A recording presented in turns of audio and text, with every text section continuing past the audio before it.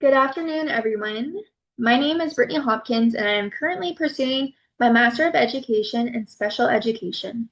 My goal is to become a moderate to severe special education teacher because I believe that every student deserves the opportunity to learn, grow, and reach their full potential.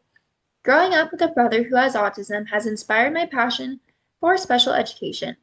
Because he is nonverbal, I learned how to understand his body language, facial expressions, and behaviors to communicate with him. This experience showed me the importance of advocating for students with disabilities and supporting their families. The infographic I created highlights the many responsibilities of a special education teacher.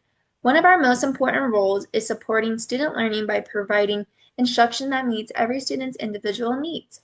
This includes creating and following the individualized education programs, otherwise known as IEPs, tracking student progress, providing accommodations and modifications, and creating a classroom where every student feels included and supported.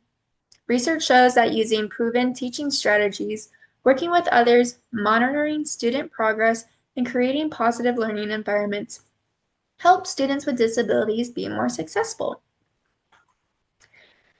Special education teachers also have important legal responsibilities. We must follow laws such as the Individuals with Disability Education Act, otherwise known as IDEA, to make sure students receive the services and support they are legally entitled to.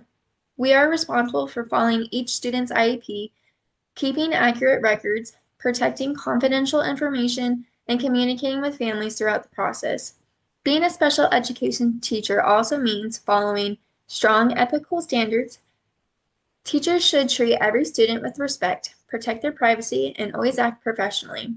I also learned that special education teachers should use teaching methods that are proven to work together with families and other professionals, and continue learning throughout their careers. Following these ethical principles will help me make the best decisions for my students. Collaboration is another responsibility of a special education teacher. We work with general education teachers, speech language pathologists, occupational therapists, physical therapists, school psychologists, administrators, and families to support each student's success. Research shows that when teachers and parents work together, IEPs are more effective because everyone is working towards the same goals for the student. I want parents to feel like important members of the IEP team and know that their thoughts and concerns are valued. Advocacy is one of the main reasons I chose this profession. Special education teachers speak up for students' rights, help families understand the services available to them, support inclusion, and make sure students receive the help that they need to succeed. I think that every child deserves someone who believes in them and helps them reach their full potential no matter their disability.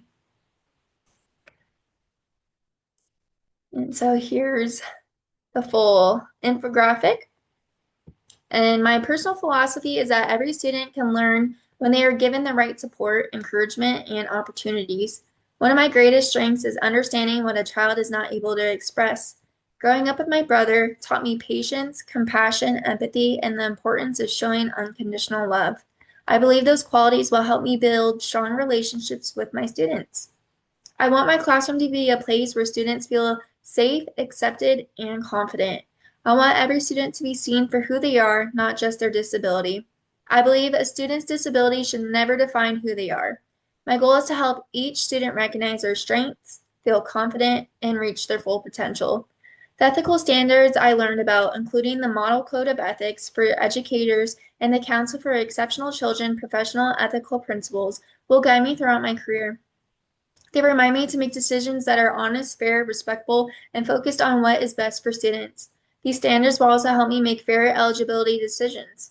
Eligibility should always be based on assessments, data, and input from families and professionals, not on personal opinion or assumptions. Following these standards will help ensure students receive the services that they truly need. As a Christian, my faith also guides how I hope to serve my students and their families. I believe that every person is created in God's image and has value, purpose, and unique gifts. I hope to lead by serving others, showing compassion, listening carefully, and speaking up for students who may not always have a voice. I want families to know that they have a teacher who truly cares about their child and wants to see them succeed. I also know that becoming a great special education teacher means continuing to learn throughout my career. I plan to attend professional development, learn new research-based teaching strategies, work with experienced educators, and stay up to date on special education laws and best practices.